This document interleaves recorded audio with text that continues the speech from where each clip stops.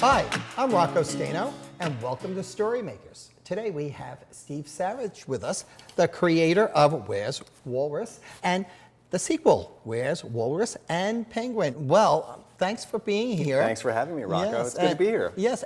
So the book just came out. It did, and it's a sequel to Where's Walrus?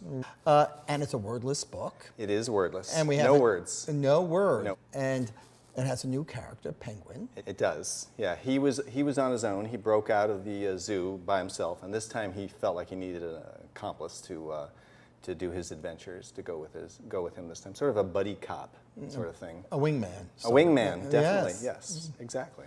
Yeah. Yes, and so when you created Walrus, do you have a thing for walruses, or is it why a walrus?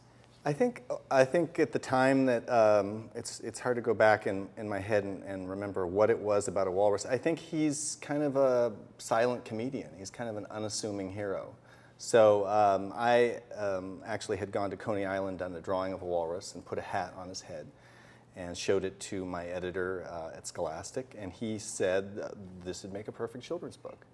Everybody would think he was a man, and he looks like sort of one of those, you know, Coney Island and Brooklyn, you've got all these old guys sort of walking around, and they kind of look like walruses. So he would easily blend in. You know, they would think he was just another, you know, Brooklyn schlub, you know, walking down the street. So when you say you went to Coney Island, Yes. I'm just assuming you went to the aquarium. The aquarium. Oh, you yes. did go. Yes. You went just to get all those guys on the boardwalk, but no, you went. That too. Both to check out the guys and the animals. Yeah. It was a school assignment. We had to go. I was in the master's program at the School of Visual Arts about 20 years ago, and they said go to the aquarium and draw a fish. And I liked the walrus, so I drew the walrus.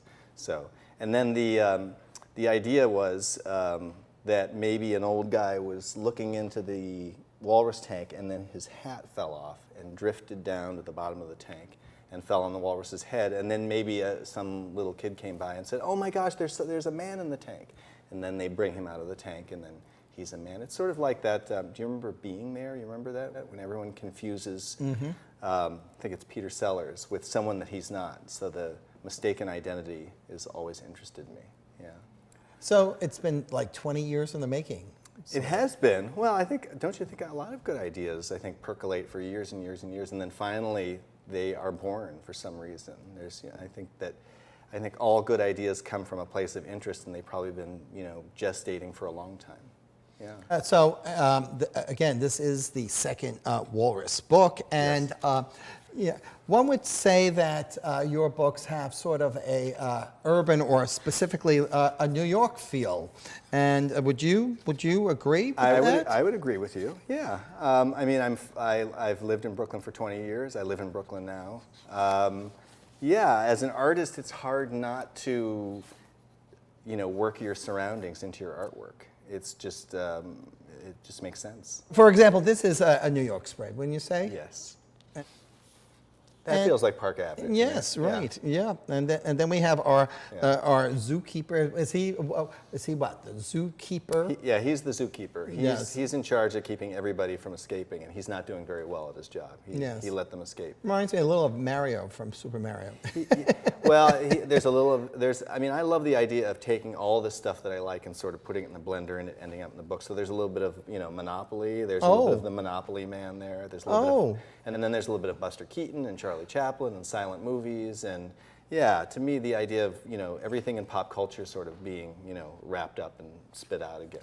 So besides being a book for kids, adults, when they're looking at this book, could also draw some of the pop culture references. Yeah, and I mean, I think that, you know, I think it was, you know, Maurice Sendak who said, you know, books should be for everybody. They shouldn't just be for kids.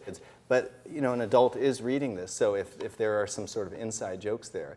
But I never feel like, you know, any of the jokes are going to go above the head of the child. So it's just stuff that I was interested when I was a little kid. I was interested in Monopoly and I remember going way back. I was interested in vintage stuff in the 30s and liking film noir movies as a young kid. So you know, all that stuff doesn't really have an age limit in my head. Yeah. Well, you mentioned Maurice Sendak, Yes. and you were a Sendak Fellow. Sendak Fellow. So I tell was. us exactly what is a Sendak Fellow? I still don't know. I've been back for 2 months and I don't know. A Sendak Fellow is a artist who's invited anonymously to come up to the Scotch Hill Farm up in Cambridge, New York, in upstate New York. And years ago, it was started by Maurice Sendak when he was alive, and he passed away in 2012, and they've decided to continue the fellowship as sort of an artist in residency. So Maurice isn't there, but a bunch of artists gather. In this case, there were 3 other artists besides myself. And we all hung out sort of like an artist retreat and inspired each other and worked together. And we had guest artists coming and showing their work. So Tommy DePaola came by, and Gregory Maguire, who wrote Wicked, came by. Barbara McClintock. And so an exchange of ideas with other artists. And for a month, you know, no responsibilities, fantastic. At the retreat, Yeah. do you critique each other's work?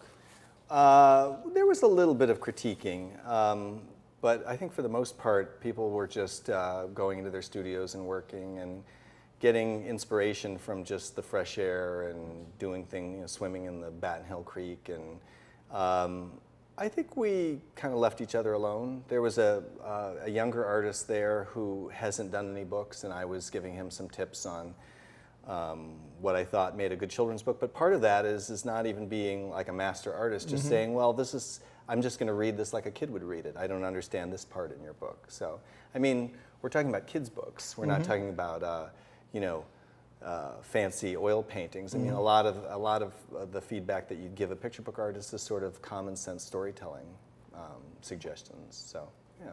But it was an honor and a privilege to be up there, and we got to know a little bit about Maurice when we were there, and we went swimming, and you know, it felt what was interesting about it is that it felt like being a kid again a little bit, which was appropriate to, you know, you're a children's book artist, and we were, you know, wandering around in the dark with flashlights, and it was sort of like camp when I was a kid. I was going to say, it sounds like summer camp. Yeah. So Where's Walrus is with Scholastic. It's a Scholastic book. True. And you have other books.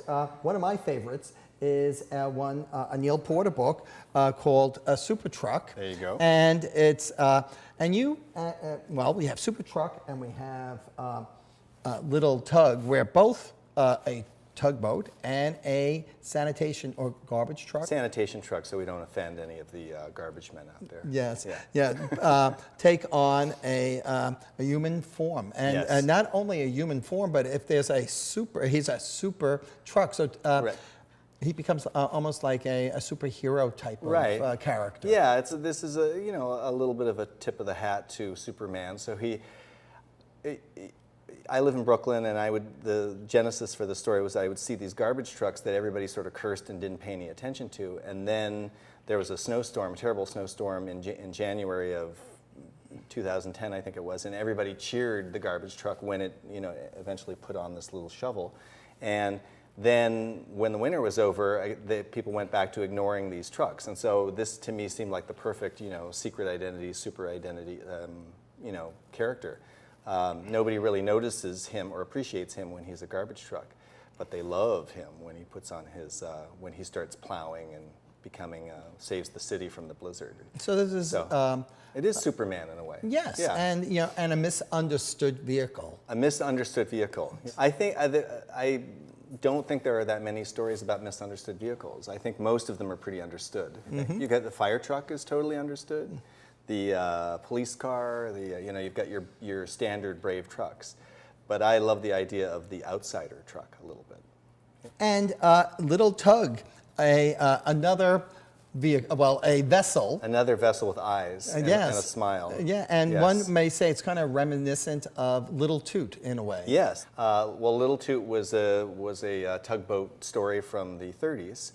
And again, you know, my studio's in Brooklyn, and I would see these tugboats, and I thought, well, you know, I should be able to do another tugboat book. I mean, you know, there's nothing that says you can't do cute things anymore. You should still be able to do kittens and puppies and tugboats, but they're so cute. You know, they've got that sort of upright cab, and you know, kids love tugboats.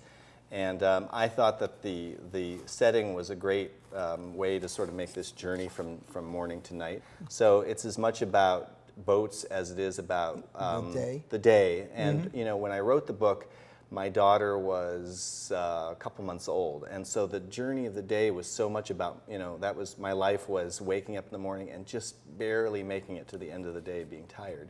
We have towards the end of the day spread here, where the speedboat hums him a lullaby with her motor, and you could see the eyes are getting heavy. Getting heavy, yes. When I would read this to my daughter, when it finally came out, we would do the hum. We should do should we do a little hum? Yeah.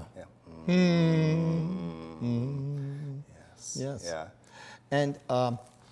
And you actually had the opportunity of meeting the creator of his daughter. His daughter, Linda Gramatke Smith. I took a trip up to Westport, Connecticut, and met her, and she shared all of her dad's artwork with us.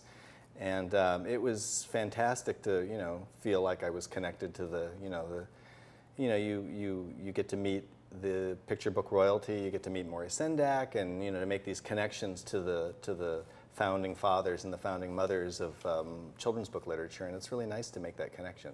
So I've done that a couple of times, and that was great. You know, you have the opportunity to meet some of the royalty of children's books, but is there anyone that you would have loved to have met? Well, I've always been a fan of Crockett Johnson, so I would love to be able to go back in time and meet Crockett Johnson. And of course, he wrote books with Ruth Krauss. He was married to Ruth Krauss.